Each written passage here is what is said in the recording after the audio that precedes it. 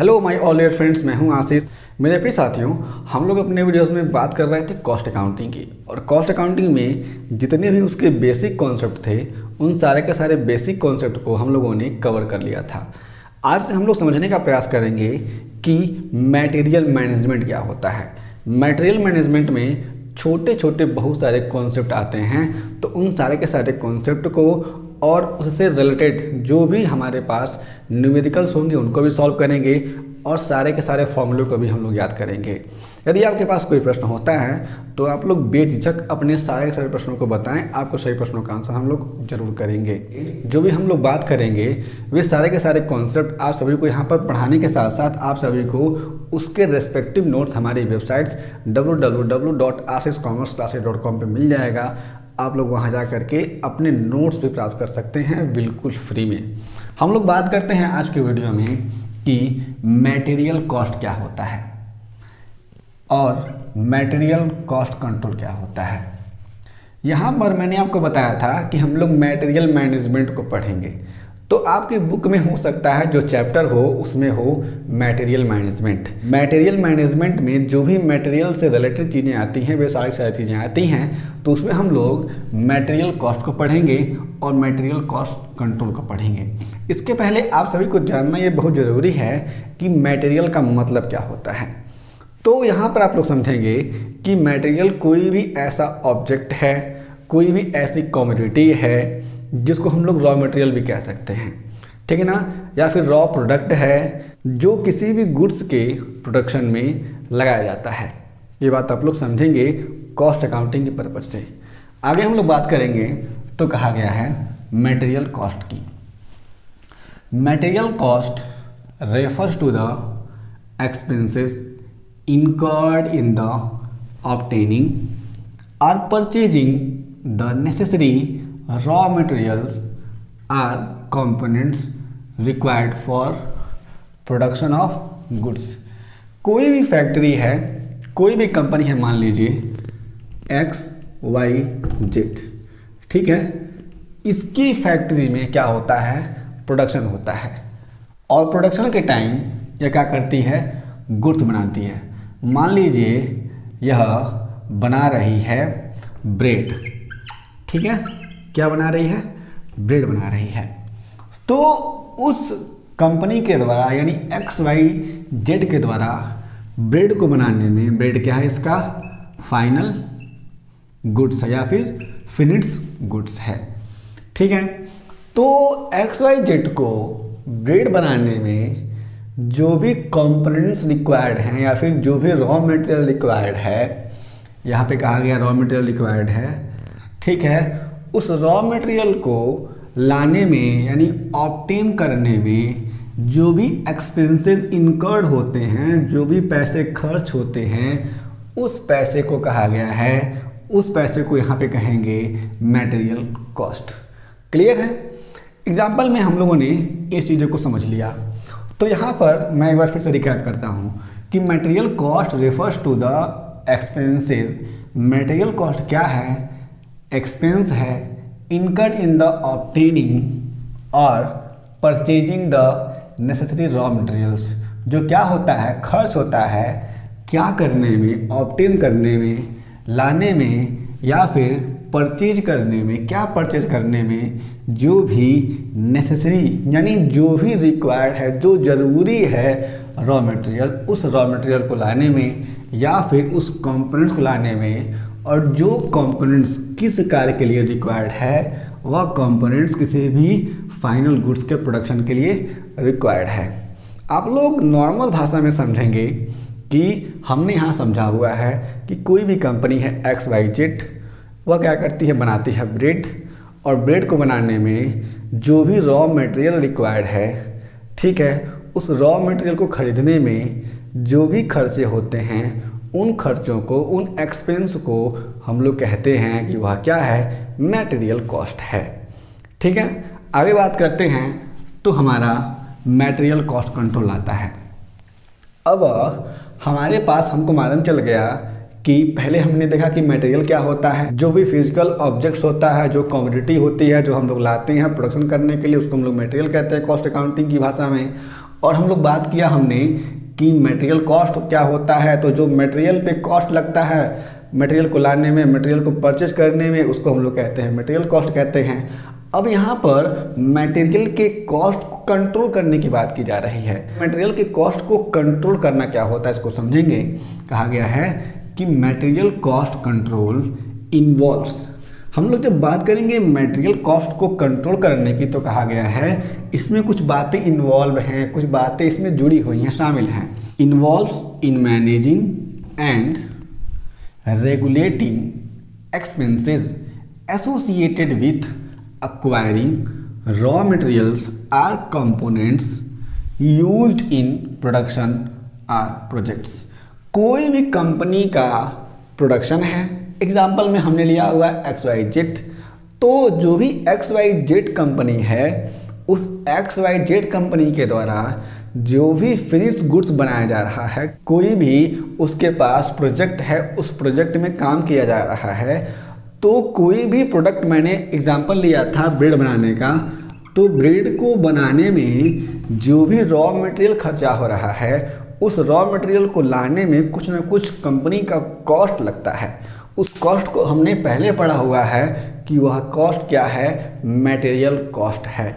तो उसी कॉस्ट को जब कंपनी क्या करती है, मैनेज करती है और उसको रेगुलेट करती है, तो यहाँ पर इस प्रोसेस को कहा गया है कि यह प्रोसेस मटेरियल कॉस्ट कंट्रोल है, यानी मटेरियल के कॉस्ट को कंट्रोल करना कहा जाता है इसी प्रोसेस को। फिर समझते हैं कि कोई भी कंपनी है वह अपने प्रोडक्शन के लिए जो भी रॉ मटेरियल मंगा रही है, जो भी रॉ मटेरियल परचेज कर रही है, उसको परचेज करने में जो भी खर्चे हो रहे हैं, जो भी एक्सपेंसेस इनकर्ड हो रहे हैं, उस एक्सपेंसेस को मैनेज करना और रेगुलेट करना। उस एक्सपेंसेस को पहला मैनेज करना और दूसरा रेगुलेट करना ही कहा जाता है मटेरियल कॉस्ट कंट्रोल। अब मैं समझता हूँ कि आप सभी को क्लियर हो चुका होगा, ठीक है। जब बात करते हैं मटेरियल कॉस्ट कंट्रोल की, तो यहाँ पर बहुत ही अच्छी बात है, हमें समझना चाहिए कि कौन कौन सी चीज़ें हैं, यानी कौन कौन से ऑब्जेक्टिव हो सकते हैं, क्या ज़रूरत है भाई कि मटेरियल कॉस्ट को कंट्रोल किया जाए, किन उद्देश्यों को ध्यान में रख करके कोई भी कंपनी अपने मटेरियल कॉस्ट को कंट्रोल करेगी। तो ऑब्जेक्टिव्स को हम लोग देखते हैं, तो हमने यहाँ पे कुल 7 ऑब्जेक्टिव्स लिखे हुए हैं, इसको समझिएगा। Objectives of material cost control, पहला है कॉस्ट रिडक्शन।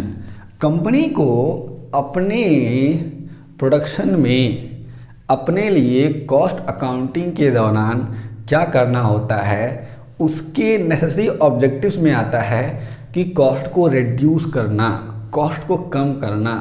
तो कॉस्ट के रिडक्शन के लिए भी हमें देखना होता है कि हम लोग मटेरियल कॉस्ट को कंट्रोल करें, यानी मटेरियल कॉस्ट को कम करें। भाई खर्चा कम करो ना मटेरियल पे। दूसरा होता है इम्प्रूव्ड क्वालिटी। कंपनी चाहती है कि उसकी जो क्वालिटी है वो क्या हो जाए, इम्प्रूव्ड हो जाए। तो इसके लिए यहाँ पर बहुत सारी चीज़ें लगाई जाती हैं, बहुत सारे टेक्निक लगाए जाते हैं कॉस्ट अकाउंटिंग डिपार्टमेंट के द्वारा। उसके द्वारा कंपनी क्या करती है, मटेरियल कॉस्ट को कंट्रोल करती है और कॉस्ट को कंट्रोल करने के साथ साथ क्या करती है, अपने प्रोडक्ट का जो भी क्वालिटी होता है उसको इम्प्रूव कर लेती है, ठीक है। दूसरा है वेस्टेज मिनिमाइजेशन। अब जब कंपनी क्या करेगी, अपने मटेरियल पे जो भी कॉस्ट लग रहा है, जो भी खर्चा लग रहा है, उसको कंट्रोल करेगी, तो वह ज़रूर देखेगी कि उसके जो भी वेस्टेज हो रहे हैं मटेरियल पे वे कम से कम हों या फिर ना हों। वह चाहेगी कि हम लोग उसको एकदम मिनिमाइज कर दें कि भाई साहब जो भी हमारे खर्चे हो रहे हैं मटेरियल पे, जो भी वेस्टेज हो रहा है, ठीक है ना, तो उस वेस्टेज को हम लोग कम से कम करें। यह ऑब्जेक्टिव लेकर के कंपनी क्या करती है, अपने वहाँ पे मटेरियल कॉस्ट कंट्रोल करती है, ठीक है। अगला है चौथा एफिशिएंट इन्वेंट्री मैनेजमेंट। कंपनी चाहती है ना कि उसके पास जो भी गोडाउन में इन्वेंट्री पड़ी हुई है वह सही तरीके से एफिशिएंट हो। इसीलिए इस ऑब्जेक्टिव्स को ध्यान में रखकर भी मटेरियल कॉस्ट कंट्रोल किया जाता है। ठीक है, आगे बात करते हैं 5वें की। तो कहा गया है सप्लायर रिलेशनशिप इन्हेंसमेंट। कंपनी को जब रॉ मटेरियल मंगाना होता है, ठीक है ना, तो रॉ मटेरियल मंगाने के समय वो क्या करती है, जो भी ऐसा सप्लायर होता है जो उसे ऐसे दाम पर मटेरियल दे रहा है जिसके लिए वह अच्छा हो, यानी कोई भी जब कंपनी किसी भी रॉ मटेरियल को ख़रीदना चाहती है तो वह तमाम तरह के जो भी सप्लायर्स होते हैं उनके पास इंफॉर्मेशन पहुंचाती है। ठीक है, जब इंफॉर्मेशन पहुंचाती है कि भाई हमें इतना रॉ मटेरियल परचेज करना है, तो जो भी सप्लायर्स होते हैं वो कोटेशन भेजते हैं कि देखो हमारे पास इतने इतने रेट का मिल जाएगा। तो कंपनी क्या करती है, जिसमें से उसको फ़ायदा होता है उसको, उस सप्लायर को चूज़ कर लेती है और उसी से अपने रॉ मटेरियल को परचेज कर लेती है। तो यहाँ पर जो भी कंपनी क्या करेगी, अपने मटेरियल कॉस्ट को कंट्रोल करना चाहेगी। इससे क्या होगा, जो भी सप्लायर है उनसे जो भी रिलेशन होता है वह कंपनी का अच्छा बिल्ड होता है, क्योंकि कंपनी क्या करती है इस कंडीशन में जो भी सप्लायर्स होते हैं उनसे रिलेशन बिल्ड करने के साथ साथ अपना कॉस्ट जो होता है, जो भी मटेरियल कॉस्ट होता है उनको भी कंट्रोल कर लेती है। इस कंडीशन में यह एक ऑब्जेक्टिव हो सकता है मटेरियल कॉस्ट को कंट्रोल करने का। ठीक है, कंप्लायंसेस। कंपनी के जो भी कंप्लायंसेस होते हैं वे सारे के सारे कंप्लायंसेस भी पूरे हो जाते हैं, यह ऑब्जेक्टिव रखा जाता है। और अंतिम है रिस्क मिटिगेशंस। जो भी कंपनी के रिस्क होते हैं मटेरियल से रिलेटेड, वे सारे के सारे रिस्क भी अपने आप अवॉइड कर दिए जाते हैं कंपनी के द्वारा इस ऑब्जेक्टिव्स को ध्यान में रख करके। तो ये सारे के सारे ऑब्जेक्टिव्स हो सकते हैं किसी भी कंपनी के द्वारा, किसके लिए, मटेरियल कॉस्ट को कंट्रोल करने के लिए। आगे हम लोग बात करेंगे तो हमारा इसमें चौथा टॉपिक आ जाता है ऑर्गेनाइजेशन ऑफ मटेरियल कंट्रोल या फिर organisation of material cost control. Company चाहती है कि अपने वहाँ पे मटेरियल कॉस्ट कंट्रोल करे, तो वह किन किन कार्यों को करेगी, ये बात हमें समझनी है। यानी कौन से विशेष कार्य किए जाएंगे कि कंपनी का मटेरियल कंट्रोल हो जाए भाई साहब। ठीक है, तो कंपनी क्या करेगी, पहले मटेरियल परचेज कंट्रोल। कंपनी जब मटेरियल परचेज कर रही है तो वह चाहेगी कि हम लोग जो भी रॉ मटेरियल परचेज कर रहे हैं वह हम लोग इतना ही परचेज करें जितना हमें रिक्वायर्ड है। हम लोग अधिक रॉ मटेरियल परचेज करके क्या करेंगे, हमारे पास अगर मान लीजिए 100 टन रॉ मटेरियल, कोई भी चीज़ हो सकता है, वह ज़रूरी है। अगर हमने क्या कर दिया 120 मंगा लिया, तो जो 20 हम लोग एक्स्ट्रा मंगा रहे हैं उसका कॉस्ट तो हमारा बेकार हो जाएगा ना, हमारे पैसे बर्बाद हो जाएंगे। इसलिए कंपनी क्या करती है, विधिवत परीक्षण करती है, कॉस्ट अकाउंटिंग के फॉर्मूलेस टेक्निक्स को लगाती है, जिसके द्वारा कंपनी क्या करती है, इस डिसीजन में पहुंच पाती है कि जो भी मटेरियल वह परचेज करे वह एक इकोनॉमिक कंडीशन में परचेज करे। इसलिए कंपनी क्या करती है, EOQ इकोनॉमिक ऑर्डर क्वांटिटी को ऑर्डर करती है। ठीक है, तो ये सारे के सारे फॉर्मूलेज हम लोग इसमें पढ़ेंगे आगे आने वाले वीडियोस में। दूसरा है मटेरियल स्टॉक कंट्रोल। कंपनी क्या करती है, जो भी उसके पास स्टॉक पड़ा हुआ है अपने गोडाउन में, कितना उसे ऑर्डर करना है, ये सारी की सारी बातें ध्यान रखती है और कंपनी अपने मटेरियल स्टॉक को भी कंट्रोल कर लेती है। अगला है मटेरियल इशू कंट्रोल। किस तरीके से कंपनी अपने गोडाउन में मटेरियल को इशू करेगी, इस पर भी कंट्रोल लगाया जाता है कंपनी के द्वारा, जब कंपनी क्या करती है, मटेरियल को कंट्रोल कर लेती है। तो अगला है मटेरियल लॉस कंट्रोल। हर कंपनी चाहती है कि उसका वेस्टेज कम से कम हो, इसके लिए कंपनी मटेरियल लॉस कंट्रोल को लगाती है और अपने वेस्टेज को रिड्यूस करने का प्रयास करती है, मिनिमाइज करने का प्रयास करती है और अपने कॉस्ट को सही तरीके से यूटिलाइज करती है। तो यहाँ पर हम लोगों ने इस वीडियो में समझा कि मटेरियल कॉस्ट क्या होता है, मटेरियल कॉस्ट कंट्रोल क्या होता है, अगर कोई भी कंपनी मटेरियल कॉस्ट कंट्रोल लगा रही है उसका ऑब्जेक्टिव क्या हो सकता है, और ऑर्गेनाइजेशन ऑफ मटेरियल कंट्रोल क्या होता है। इसके आने वाले वीडियोस में हम लोग बहुत ही बढ़िया तरीके से समझेंगे कि मटेरियल परचेज कंट्रोल क्या होता है। इसमें बहुत सारे फॉर्मूलेज आते हैं, बहुत सारे मेथड आते हैं, जिन मेथड की सहायता से कोई भी कंपनी अपने वहाँ पे जो भी मटेरियल परचेज कर रही है, रॉ मटेरियल परचेज कर रही है, उस पर कंट्रोल लगाती है और अपने कॉस्ट को सही तरीके से रिड्यूस करके अपनी कंपनी की ग्रोथ के लिए काम करती है।